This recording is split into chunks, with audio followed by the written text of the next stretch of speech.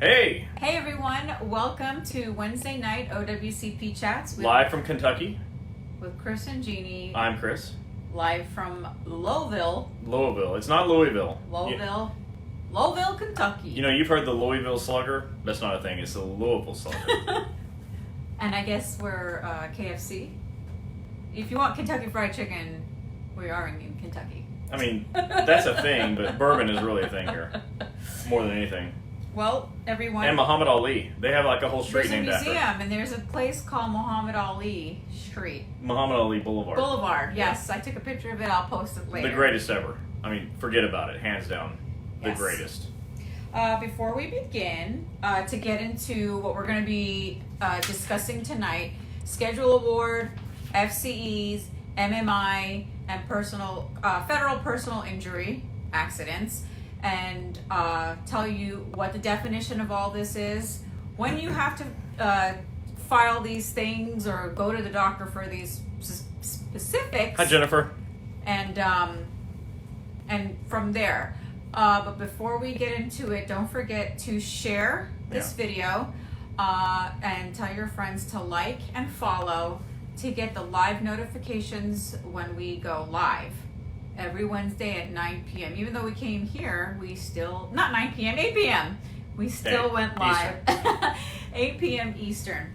And before Chris starts, Chris and I, and everyone at Federal Injury Centers wanted to wish Mr. Kelly a huge congratulations as he now takes the role as AFGE National President for the nation. So Congratulations, Mr. Kelly. yeah, you definitely deserve it. We always told you that you were going to be president one day, and you are, and we're so super proud of you, and we can't wait to have dinner with you and chat about the new things that we're going to be able to help AFGE with. So I've always said this.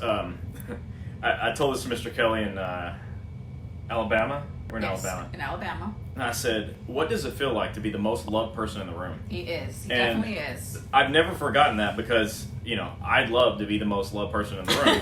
I think you are. I don't know.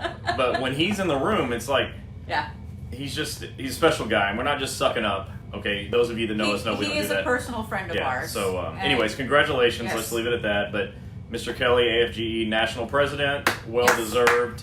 With 700,000 AFGE members. And he's groomed a lot of people below him. Yes. Some powerful people that we've met.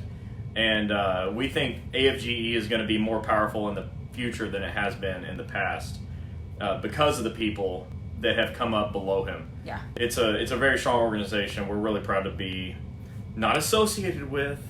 We're just proud to know them. Yeah, and his birthday was a couple days ago, so I know you guys all saw the pictures that I posted. On my brother's birthday, yes, the same day as my brother. Same day. So with that said, a lot of you have emailed me and messaged me privately about this news article and this story that was going on where, how many people? Well, a lot of people. A lot of I'm gonna get into thousands it. of people Were fired or getting threatened. fired and threatened because they were filing work injuries and having work injuries. So we wanted to discuss that first before we get into. But share other this stuff. now. Everyone start sharing. Let your coworkers know to get on. I'm going to talk about some stuff that I think that the author of this article that I'm going to show you was alone when they wrote this article. Definitely. Management did not want this to get out, but this is something that I kind of knew about for the last 12, 13 years, and it came out, so I kind of want to discuss it, and so please share, let your friends know it's time to get on. We have fewer people on than we're used to right now, so it's your job to share, it's my job to talk, so you share, I'll talk, and while I'm waiting, remember to go on Twitter and follow us at Fed Injury Center. I haven't posted anything there in a long time. I say that because of this. I'm not wasting your time. I don't put anything on Twitter that is a waste of your time. If I post something, it's important. So it's safe to follow at Fed Injury Center because I'm not just like blowing you up and making you see notifications and I'm not talking about anything other than something relevant. And if something new is not coming out, I'm not posting it. But if you get on there now, you can see all the stuff I have posted, and it'll be helpful to you in the future if you go up against management. And if you go up against management who are doing what we're going to talk about has been done since 2007. Yep, and so before we begin, hello everyone. We got Jerry, we got Virginia, we got California in the house. Hey. Philly. So let's get started because this is going to be a very interesting education. Yeah, and let us know where you're at. When you pop on, tell us what city and state you're in. We'd love to see it. But I'm going to go ahead and talk about this. So this is going to be a little bit weird, but I'm going to show you this. If you work for the post office, you probably saw the Postal Service fired thousands of workers for getting injured while delivering and processing your mail. Yep. I'm going to start this with this. I get asked all the time, Chris, why do you do this? Somebody sarcastically said, there's no way you do this out of the goodness of your heart. And people accuse us all the time of something not good. Stuff that I was discussing with you guys last week. Like there's no reason, there's no way you would do this. And this happened. I didn't make this happen. I'm happy this article came out because it needs to be in the public view. But it kind of explains why now in 2020, starting in 2015, we do this. So in 2007, I started helping federal workers. And there was this thing called the National Reassessment Program for the post office, NRP. And it was terrible. I knew postal employees that were being stuck in like empty rooms, and their job all day long was to sit in that room, which is horrible, okay? 8 hours stuck in a room, and that was their limited duty assignment. That was the reassessment program, the NRP. And that was my first exposure to postal employees. Was 2007 when NRP started. Well, it started in 2006. But when it was really going and people were like figuring out what this thing was, I got involved. And sort of at the same time, it was whatever. That's when I got involved.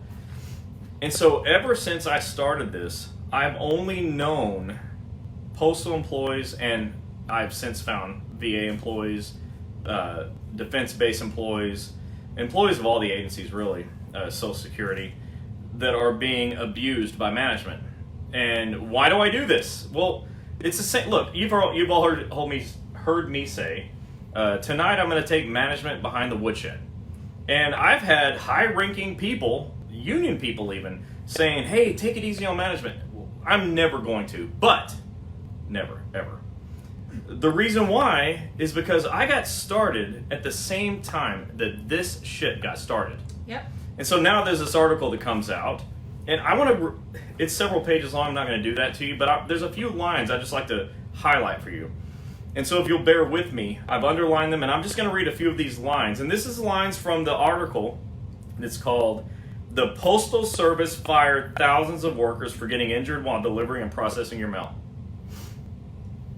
So, here it goes. USPS forced out 44,000 workers who got injured on the job. Sad. So this was written on February 24th. It was published then. And it's talking about the NRP. And since 2006, 44,000 postal workers have been forced out. The Postal Service has fought its workers' claims since 2007. The agency is fighting the claims. And so what do I always say? If you have an accepted claim, your odds of winning are way better. Yep. Okay, I've been saying lately, it's like a quote that just rings in my head. Injuries may be inevitable, but losing doesn't have to be.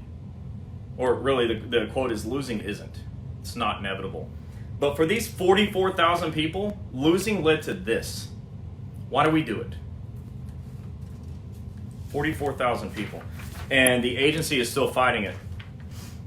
About 44,000 employees were either fired or left their jobs under pressure over 5 years in the program, NRP, that targeted employees with work-related injuries. So there are about 28,000 EEOC claims. To dispute many of the claims, the Postal Service is currently arguing that the workers aren't providing sufficient proof that they actually had disabilities or were harmed by the program. So the Postal Service is saying, in their defense to these 44,000 people or these 28,000 claims, that there wasn't sufficient proof that there was a disability. So if you watch us, you know that proof is the narrative. You know that denied claims are the fault of bad narratives, the fault of the doctor. And that when you get to the right doctor, because you don't go to the company doctor that they tell you have to go to, which isn't true, that you can get your claim accepted. And when your claim's accepted, there is sufficient proof. So this is what's happening. It's been happening since 2006, 2007.